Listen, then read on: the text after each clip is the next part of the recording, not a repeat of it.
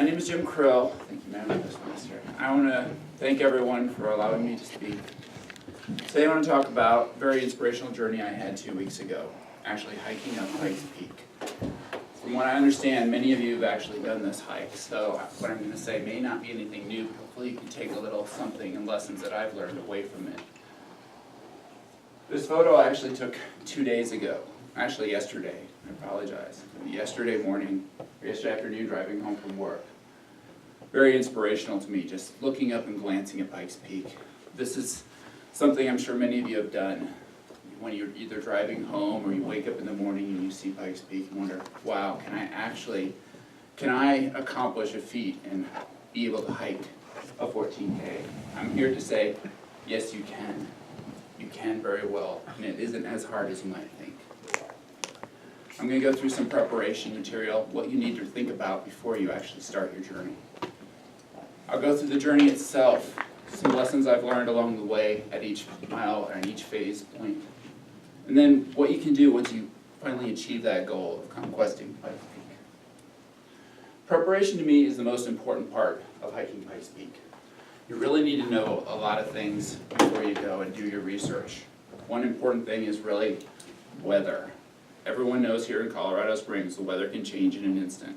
Changes even more on Pikes Peak. Just last night there was a 40-degree difference between the temperature on top of Pikes Peak versus Manitou Springs. And as you can see by the wind chill, that was just immensely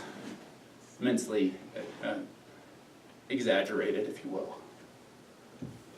With the weather then, you need to adjust what kind of equipment you have and what kind of clothing you wear.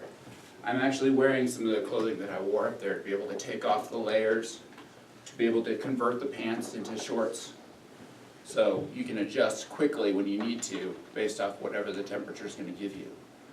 There's some equipment that is very valuable as well.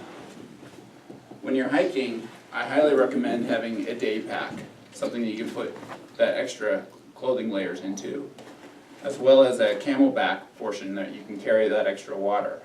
This will be more important later as I go through my briefing. Shoes are very important as well.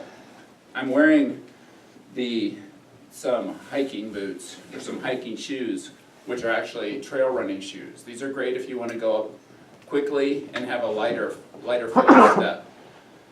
But for me, I tend to want to have a more ankle support and be a little more supportive of what I want to hike. So I actually hike up in hiking boots. Other valuable pieces of equipment. You may start up early. You may need a headlamp to get you through the trail. It's also good as a backup just in case you run into a delay in where you're at and need some form of light to be able to get back down. Really, you need to have a plan, and that all of this kind of leads into this. Know when you're going to start. Do you need that headlamp because you're going to start when it's dark out?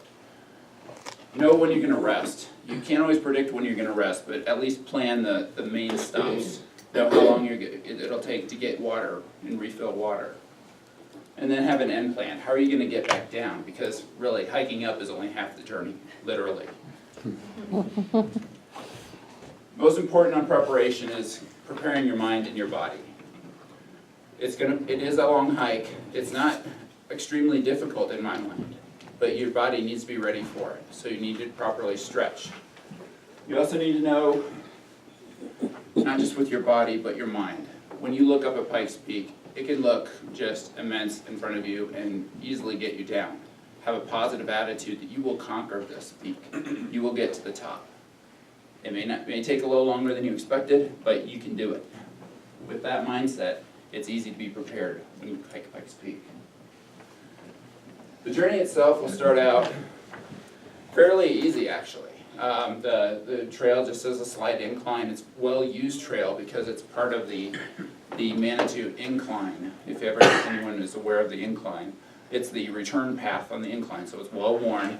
A lot of people on there. The main thing to consider, though, on the first part of the journey, there's no water.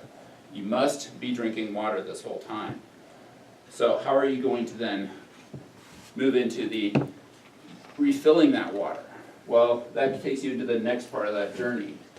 Once you're into that 6 to 10 mile range, you come up to bar camp.